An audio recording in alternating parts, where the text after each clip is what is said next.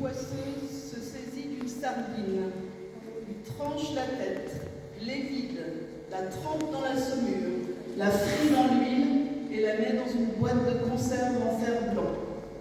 À Douarnenez en 1900, cette scène se répète à la chaîne, chaque jour dans les conserveries.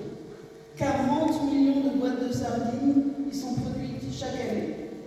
Les pennes sardines, têtes de sardines en coton, sont alors payées au rendement, aux milliers de poissons travaillés. Lors d'une première grève en 1905, elles obtiennent d'être payées à l'heure.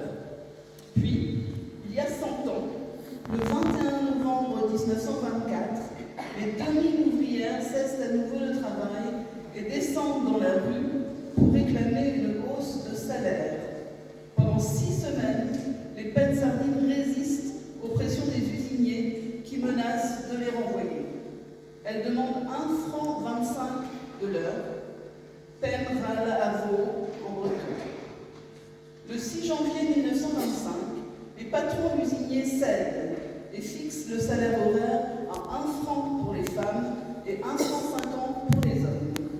L'accord stipule aucun renvoi pour fait de grève ou action syndicale. Dans son livre Les ouvrières de la mer, Anne Dénez-Martin souligne ainsi la portée historique de cette grève de 1924. Ce qui fut testé à Douarnenez, c'est la résistance des grévistes et de toute une population à la misère, aux pressions et à la violence.